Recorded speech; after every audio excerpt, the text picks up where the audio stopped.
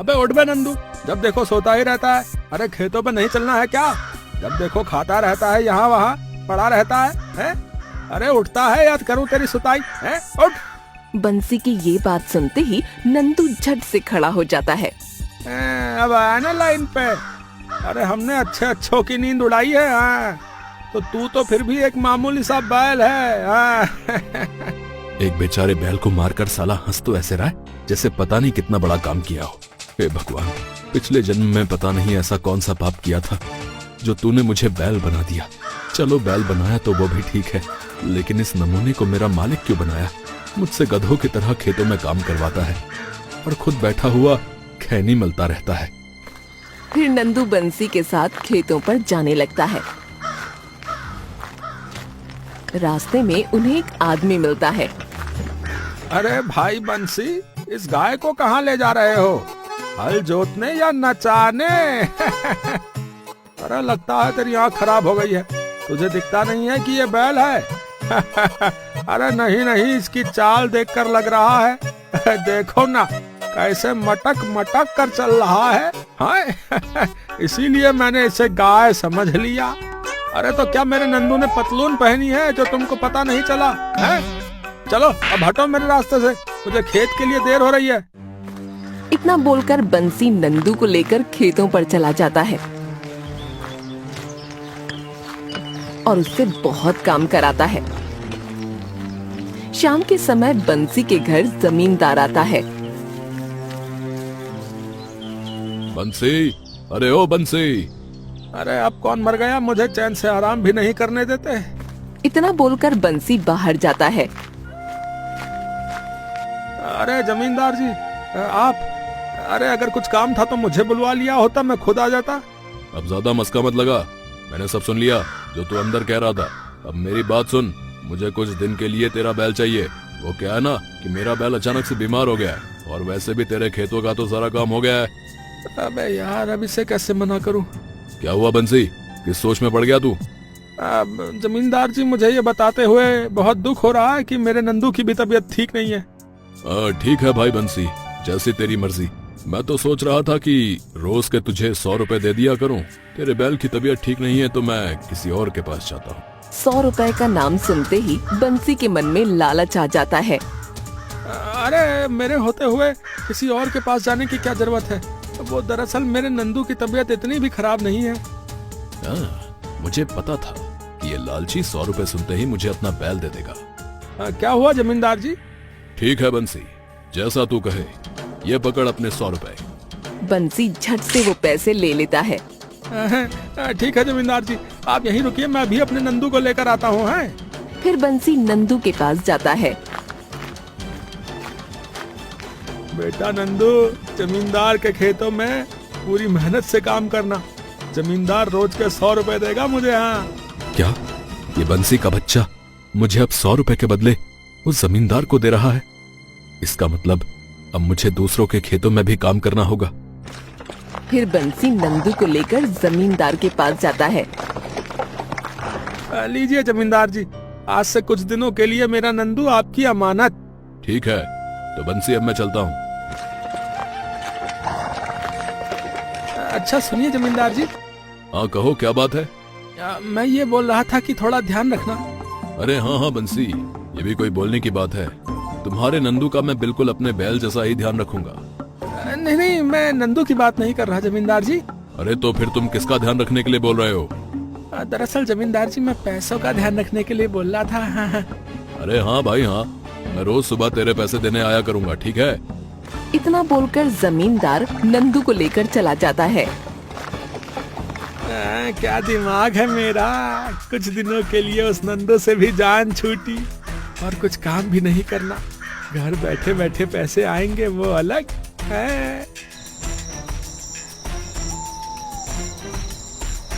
चल बेटा नंदू, अब सही समय हो गया है यहाँ से निकलने का। अब तक तो सब सो गए होंगे।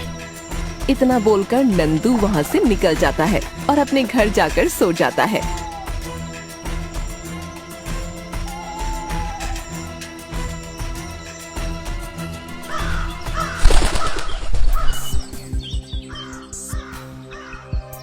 अरे ये बंसी का बैल कहाँ चला गया? कहीं कल रात में उसे बांधना तो नहीं भूल गया? जमींदार नंदू को ढूंढने लगता है। नंदू, अरे बेटा नंदू, कहाँ है बेटा? देख, मैं तेरे लिए हरी हरी घास लाया हूँ। बाहर आ बेटा, कहाँ बैठा है चुपकर? कहीं कोई व्यक्ति नंदू को चुरा कर तो नहीं ले गया? अब क्या होगा? खैर, अब जो भी हो, मुझे उस बंसी को तो सब सच सच बताना होगा। इतना बोलकर जमींदार बंसी के घर जाता है।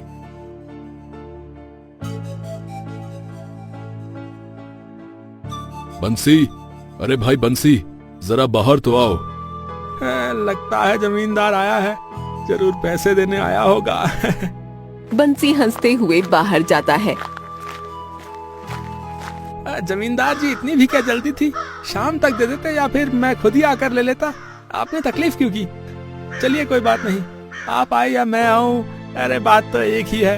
अब आप आ ही गए हैं तो लाइए, अब जल्दी से पैसे दे दीजिए। बंसी को देखकर जमींदार की हिम्मत ही नहीं हो रही थी कुछ बोलने की। अरे क्या हुआ जमींदार जी, आप कुछ बोल क्यों नहीं रहे हैं? बंसी, दरअसल मैं तुमसे माफी मांगने आया हूँ। अरे जमींदार जी, रहने दीजिए, क्यों मजाक कर रहे हैं? नहीं बंसी, मैं मजाक नहीं कर रहा। दरअसल किसी ने तुम्हारा बैल चुरा लिया है। क्या? ये क्या बोल रहे हो? हाँ बंसी, मैं सच बोल रहा हूँ। मुझे माफ कर दो बंसी, मुझसे अनजाने में बहुत बड़ी गलती हो गई। अरे ये कोई ऐसी वैसी गलती थोड़ी है जमींदार जी, हैं जो ऐसे ही माफ कर दूं? या तो मेरा बैल वापस कर या फिर मेरे बैल के पैसे दे। ठीक है बंसी, मैं तेरा बैल तो वापस नहीं कर सकता, पर मैं तेरे बैल के पैसे दे सकता हूँ। वैसे कितने का था तेरा बैल? जमींदार जी, मेरा बैल पूरे 50,000 का था। क्या? ये क्या बोल रहे हो तुम? दिखने में तो तुम्हारा बैल 10-15 हजार का लगता है। ठीक है जमींदार जी, तो मेरा बैल ही वापस कर दो। ठीक है ठीक है, तुम शाम को घर आकर ले लेना अपने पैसे। इतना बोलकर जमींदार वहाँ से चला जाता है। क्या बात है बंसी, घर बैठे बैठे ही पूरे 50,000 का फायदा हो गया। अरे इतने में तो नंदू जैसे 5 और बैल ले आऊंगा। इतना कहकर बंसी घर के अंदर चला जाता है। उधर बंसी के घर के पीछे नंदू आराम से सो रहा होता है। चल भाई बंसी, शाम हो गई, अब जाकर जमींदार से पैसे ले आता हूँ। इतना बोलकर बंसी जमींदार के घर चला जाता है।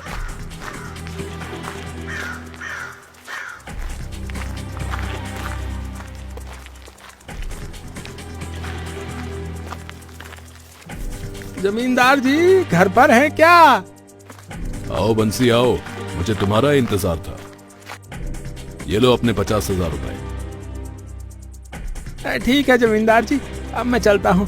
अगर फिर कभी बैल की जरूरत पड़े तो मेरे पास आ जाना। इतना बोलकर बंसी अपने घर वापस आ जाता है।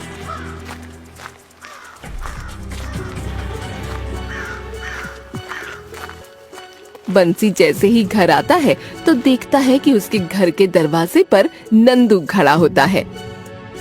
अरे नंदू, अरे तू कहाँ चला गया था बेटा? मैंने तुझे कहाँ नहीं ढूंढा। अरे आज तो डबल खुशी का दिन है, 50,000 रुपए भी मिल गए और तू भी वापस आ गया।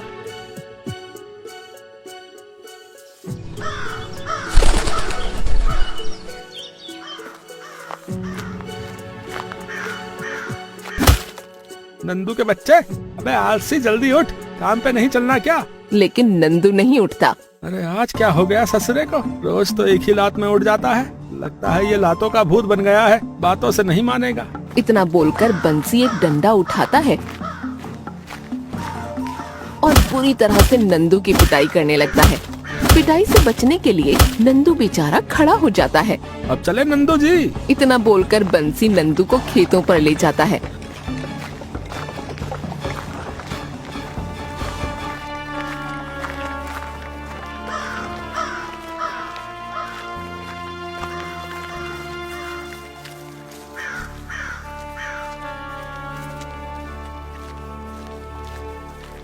और कड़ी धूप में उससे काम कराता है।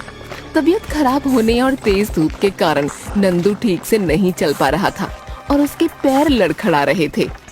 अबे नंदू, क्या हुआ बे? सीधा क्यों नहीं चल रहा? लगता है सुबह की मार से तेरा पेट नहीं भरा। इतना बोलकर बंसी डंडा लेकर फिर से नंदू को मारने लगता है और दिन भर उससे काम कराता और डंडे से मारता। शाम को जब बंसी नंदू को लेकर घर जाता है तो खाना खाकर सो जाता है। और नंदू को खाना देना भूल जाता है। खुद तो खाकर सो गया और मैं यहाँ भूखा मर रहा हूँ। सारा काम तो हम बैल करते हैं और आराम ये इंसान करते हैं। अरे कभी तो इन्हें भी हमारे जैसी मेहनत करनी चाहिए। भगवान ने इन्हें भी तो हाथ और कंधे दिए हैं। हे भगवान, एक बार मुझे इंसान बना दो और मेरे मालिक को बैल। तब मेरे मालिक को समझ आएगा कि हमारी जिंदगी कितनी मुश्किल है। नंदू के इतना बोलते ही मंदिर की घंटियां जोर जोर से बजने लगती हैं, मानो भगवान ने उसकी ये इच्छा पूरी कर दी हो। सुबह होते ही नंदू देखता है कि वो इंसान बन गया है, बिल्कुल बंसी की तरह। अरे क्या बात है, मैं इंसान बन गया। धन्यवाद भगवान जी। अभी जाकर उस बंसी को देखता हूँ। फिर नंदू बंसी के पास जाता है, जो कि अब बैल बन चुका था। नंदू गुस्से से बंसी को लात मारता है। अबे उठ बे निकम्मे कहीं के। अबे कौन है बे जो मेरी ही आवाज में मुझे धमका रहा है? इतने में नंदू एक मोटा सा डंडा लाता है और बंसी को पीटने लगता है। अरे मर गया रे। अरे कौन हो भाई, मुझे छोड़ दो। अरे मर गया रे। तुम कौन हो भाई? तुम तो बिल्कुल मेरे जैसे ही हो। कौन हो तुम? धीरे धीरे सब समझ जाओगे बंसी बैल। क्या बंसी बैल? अरे ये क्या, मैं तो सचमुच में बैल बन गया। नहीं बंसी, तू अभी बैल नहीं बना। असली बैल तो तुझे मैं अभी बनाऊंगा। बंसी बैल, अब चलें खेतों पर जुताई करने। इतना बोलकर नंदू बंसी को मारते हुए खेतों की ओर ले जाने लगता है। रास्ते में एक व्यक्ति उससे बोलता है, अरे बंसी भैया, क्यों मार रहे हो इस बेचारे बैल को? वो कहा है ना भाई, पिछले 2 दिनों से मेरा बैल दूध नहीं दे रहा, बस इसीलिए। ऐसे हंसते हुए नंदू बंसी को लेकर आगे बढ़ जाता है। अरे लगता है बंसी का मानसिक संतुलन बिगड़ गया है भैया। अरे अच्छा भला बैल भी दूध देता है क्या, बताओ? इतना कहकर वो व्यक्ति चला जाता है। उधर नंदू बंसी को परेशान करने का एक भी मौका नहीं छोड़ रहा होता। अबे कामचोर, तू बैठा क्यों है? चल खड़ा हो। अगर मैं वापस पहले जैसा हो गया तो तेरी खैर नहीं नंदू के बच्चे। लगता है तुझे एक बार में सुनाई नहीं देता। अरे उठता है या लगाऊं तेरे पिछवाड़े पर एक डंडा? इतना सुनते ही बंसी तुरंत खड़ा हो जाता है। अब आया ना लाइन पे। फिर नंदू बंसी को लेकर खेत जोतने लगता है, लेकिन बंसी आगे ही नहीं बढ़ पा रहा होता। अरे ऐसे खींचने में बहुत ताकत लगती है। पता नहीं ये नंदू इसे कैसे खींच लेता था। अरे चलना चलता क्यों नहीं? ओह, अब समझ में आया कि क्यों नहीं चल पा रहा है। रुक, मेरे पास इसका भी इलाज है। नंदू फिर से एक डंडा लेता है और बंसी को मारने लगता है। अरे मर गया रे। इसके बाद बंसी आगे बढ़ने लगता है। देखा, अब कैसे बढ़ने लगा आगे। वैसे बंसी तू भी लातों का भूत है, बातों से नहीं मानता। बंसी बेचारा नंदू के हाथों पिटता रहा और नंदू भी उससे दिन भर काम कराता रहा। शाम होते ही नंदू बंसी के ऊपर बहुत सारी लकड़ियां रख देता है और घर आने लगता है। बेटा बंसी, कल से तू करेगा काम और मैं रगड़ूंगा खैनी। घर पहुंचने के बाद नंदू को भूख लगने लगती है। सारे काम तो हो गए, अब मुझे बहुत जोर की भूख लगी है। बहुत खा लिया घास फूस, अब जरा कुछ इंसानी जायके भी चख लिए जाए। इसके बाद नंदू सीधा रसोई में जाता है। अरे ये क्या, यहाँ कच्ची सब्जियों के अलावा तो खाने को कुछ भी नहीं है। इतनी मेहनत के बाद खाना बनाना तो बहुत कठिन है, ऊपर से मुझे खाना बनाना भी नहीं आता। इसके बाद नंदू को मजबूरी में गाजर और टमाटर खाने पड़ते हैं। अरे मैंने तो खाना खा लिया, अब उस बंसी को भी कुछ दे दूं। इतना सोचकर नंदू बंसी के पास जाता है और उसके आगे थोड़ी घास डाल देता है। ये लो तुम्हारा आज का स्वादिष्ट भोजन, उम्मीद है तुम्हें पसंद आएगा। इतना बोलकर नंदू वहाँ से चला जाता है और बंसी वो घास खाने लगता है। छी छी, थू थू, कितना गंदा स्वाद है। वो भी क्या दिन थे जब मैं रोज रोज पकवान खाया करता था, और आज ये सूखी हुई घास। क्या फायदा, इंसान बनने के बाद भी मुझे भूखा ही सोना पड़ रहा है। पहली रात दोनों को ही भूखा सोना पड़ा।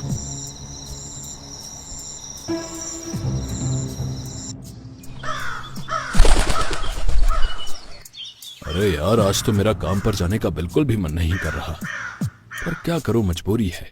अगर कमाऊंगा नहीं तो खाऊंगा क्या?